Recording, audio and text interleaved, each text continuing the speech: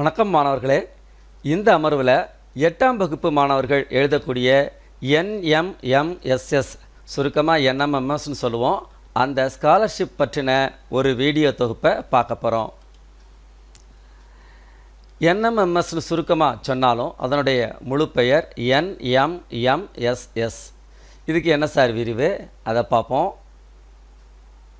National means come merit scholarship scheme. தமிழில் இதற்கு பெயர் தேசிய வருவாய் வழி மற்றும் திறன் படிப்பு உதவி திட்டம். சரி, இந்த திட்டம் ஏன் ஏற்படுத்தப்பட்டது? இதில் இந்த வருவாய் வழி அப்படிங்கிற வார்த்தையை கவனித்தாலே தெரியும். இதை பற்றி நாம் தெரிஞ்சுக்கிறதுக்கு இந்த திட்டத்தினுடைய குறிக்கோள் என்ன அப்படிங்கிறத பார்ப்போம். இந்த திட்டத்தின் குறிக்கோள் பாருங்கள். இந்தியாவின் மாநிலங்கள் மற்றும் யூனியன் பிரதேசங்களில் உள்ள பொருளாதாரத்தில் பின்தங்கிய கல்வியை தொடர முடியாத மாணவர்களின் இடைநிற்றலை தவிர்த்து அவர்களின் கல்வியை தொடரச் செய்தல். ஸ்கூலுக்கு போகாமல் டிஸ்கன்டினியூ பண்ணிடுவாங்கள்ல பையங்க, அந்த மாதிரி இந்தியாவில் இருக்கக்கூடாதுங்கிறதுக்காக அவங்களுக்காக ஏற்படுத்தப்பட்டது. அதில் யார் ரொம்ப முக்கியத்துவம் பெறாங்கன்னா பொருளாதாரத்தில் பின்தங்கியவங்க, வசதி இல்லாமல் இருப்பாங்க பார்த்தீங்களா, அந்த ஏழை பையங்களுக்காகத்தான் இந்த திட்டம் ஏற்படுத்தப்பட்டது.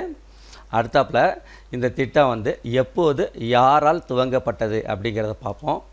2008ஆம் ஆண்டு மே மாதம் மத்திய அரசினுடைய அப்போதைய மனிதவள மேம்பாட்டு அமைச்சகம், ministry of human resource development அப்படிங்கிற அமைச்சகத்தால் துவங்கப்பட்டது. சரி, அடுத்த கேள்வி, யாரெல்லாம் எழுதலாம் அதை பார்ப்போம். 1. நடப்பு கல்வியாண்டில் 8ஆம் வகுப்பு படிக்கும் அரசு பள்ளி, கவர்மெண்ட் ஸ்கூலு. அடுத்தாப்பில் அரசு உதவி பெறும் பள்ளி, கவர்மெண்ட் எய்டட் ஸ்கூலு.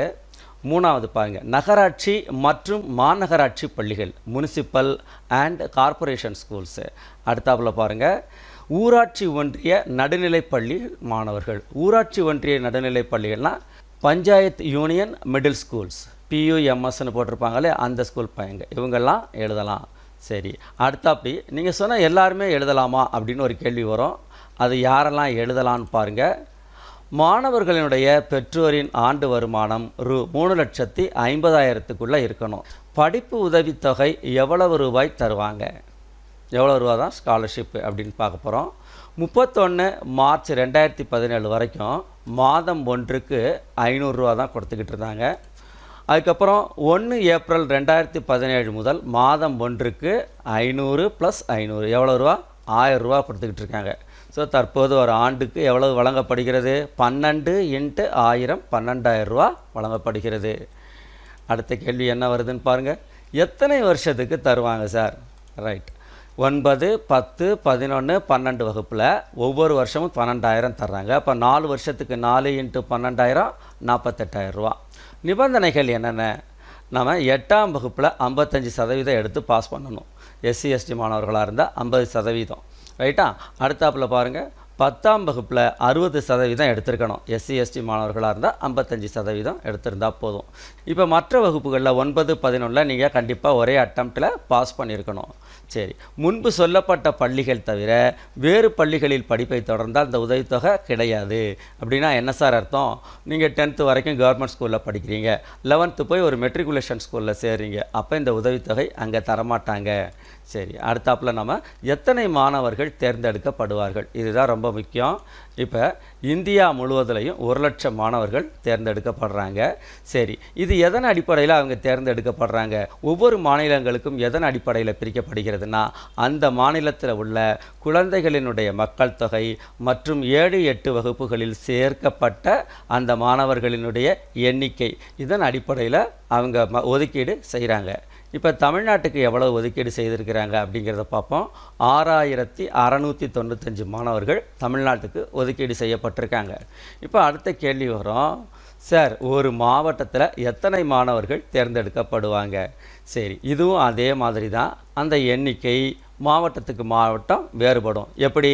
இதே மாதிரி தான். ஒரு மாவட்டத்தில் உள்ள சிறார் மக்கள் தொகை மற்றும் முன்பு கூறப்பட்ட பள்ளிகளில் 8ஆம் வகுப்பில் உள்ள மாணவர் சேர்க்கையை பொறுத்து அது தீர்மானிக்கப்படுகிறது.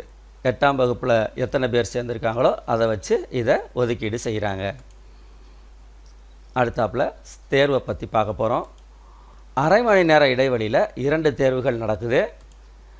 அது என்னென்னு பாருங்கள். மேட்னு சொல்லக்கூடிய மென்டல் எபிலிட்டி டெஸ்ட், மனத்திறன் தேர்வு 9:30 to 11, 1.5 மணி நேரம் நடக்கும்.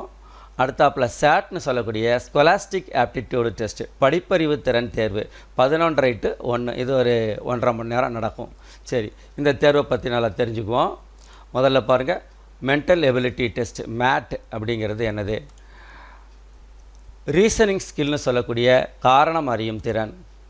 அடுத்தாப்பில் கிரிட்டிக்கல் திங்கிங் ஸ்கில், கூர்சிந்தனை திறன். இவை இரண்டையும் முக்கியமாக கொண்ட ஒரு டெஸ்ட்டு தான் மென்டல் எபிலிட்டி டெஸ்ட்டு. இதில் வினாக்கள் 90 இருக்கும், மதிப்பெண்களும் 90 கொடுக்குறாங்க. சரி, வேறு என்ன சார்? இது வந்து எம்சிக்யூன்னு சொல்லக்கூடிய அடிப்படையில் இருக்கும். அப்படின்னா என்ன? Multiple choice question. ஒரு வினா கொடுத்து 4 ஆப்ஷன் இருக்கும் இல்லையா, அந்த மாதிரி இருக்கும். எம்சிக்யூங்கிறது மல்டிபிள் சாய்ஸ் கொஸ்டினாக இருக்கும். அடுத்தாப்பில் பார்க்க போகிறது ஸ்கொலாஸ்டிக் ஆப்டிடியூடு டெஸ்ட், சேட்னு சொல்லக்கூடிய படிப்பறிவு திறன் தேர்வு. இது 7ஆம் வகுப்பில் உள்ள 3 பருவம் மற்றும் 8ஆம் வகுப்பில் டிசம்பர் மதியம் உள்ள கணக்கு, அறிவியல், சமூக அறிவியல் பாடங்கள்லேருந்து கேள்விகள் கேட்கப்படும். இப்போ கணக்கில் 20 மார்க் இதில் இருக்கும், அறிவியலில் 35, சமூக அறிவியலில் 35. ஸோ மொத்தம் எத்தனை மார்க்கு? 90 மார்க்கு, மதிப்பெண்களும் 90. இதுவும் எந்த பேட்டர்னில் தான் இருக்கும்? எம்சிக்யூ பேட்டர்னில் தான் இருக்கும். அடுத்தாப்பில் தேர்ச்சி பெற எத்தனை மதிப்பெண்கள் தேவை? அது ரொம்ப முக்கியம். இந்த மேட்டில் சேட்டில் அதர்ஸ் எப்படி, எஸ்சி எஸ்டிஸ்க்கு எவ்வளவு? இது அதர்ஸுங்கிறது பொதுவானது. 40% எடுக்கணும், அதாவது 90க்கு 36, எஸ்சி எஸ்டினா 32%, 90க்கு 29. இதே மாதிரி தான் சேட்லையும் இந்த 40%, 32% எடுக்க வேண்டியிருக்கும். அடுத்தாப்பில் விடைகள் எழுத பேப்பர் தருவாங்களா சார்? விடைகள் எழுதுறதுக்கு OMR ஷீட்னு ஒன்று தருவாங்க. அது இந்த மாதிரி இருக்கும். இதில் நீங்கள் என்ன பண்ணணும்னா ஷேடிங் பண்ணணும். எதை வச்சு ஷேடிங் பண்ணணும்னா, கருப்பு பால் பாயிண்ட் பேனா இருக்கும்ல, அதை வச்சு நாம் இந்த வட்டங்களில் விடைகளை ஷேட் பண்ணணும். சரி, அடுத்தாப்பில் நாம் பார்க்க போகிறது தேர்வு கட்டணம் எவ்வளவு, எப்படி விண்ணப்பிக்கணும்? தேர்வு கட்டணம் 50 ரூபா தான். அந்தந்த பள்ளிகள் மூலமாகத்தான் நம்ம விண்ணப்பிக்கணும். மாணவர்கள் படிக்கும் பள்ளியின் மூலம் விண்ணப்பிக்க வேண்டும். ரைட்டு. அடுத்து எந்தெந்த ஆவணங்கள் தேவைப்படும்? இது ரொம்ப முக்கியம். பாருங்கள், பாஸ்போர்ட் சைஸ் ஃபோட்டோ ஒன்று, அடுத்தாப்பில் பிறப்புச் சான்றிதழினுடைய நகல் ஒன்று, ஆதார் அட்டை அடையாள நகல், ஆதார் அடையாள அட்டை இருக்குல்ல, அதனுடைய நகல் ஜெராக்ஸ் காப்பி ஒன்று கொடுக்கணும். அடுத்தாப்பில் தேசியமயமாக்கப்பட்ட வங்கியில் துவக்கப்பட்ட சேமிப்பு கணக்கு புத்தகத்தின் முதல் பக்க நகல், பாஸ்புக் இல்லையா, அதனுடைய ஃபஸ்ட்டு பேஜ். அது நம்ம அலைவாக இருக்கணும், அக்கௌண்ட்டில் நீங்கள் பணம் போட்டு எடுக்கிறதாக இருக்கணும். அதே மாதிரி இந்த ஆண்டு ஒரு முக்கியமான ஒரு கண்டிஷன் கொடுத்துருக்காங்க. தற்போது உபயோகத்தில் உள்ள பெற்றோரின் மொபைல் எண்.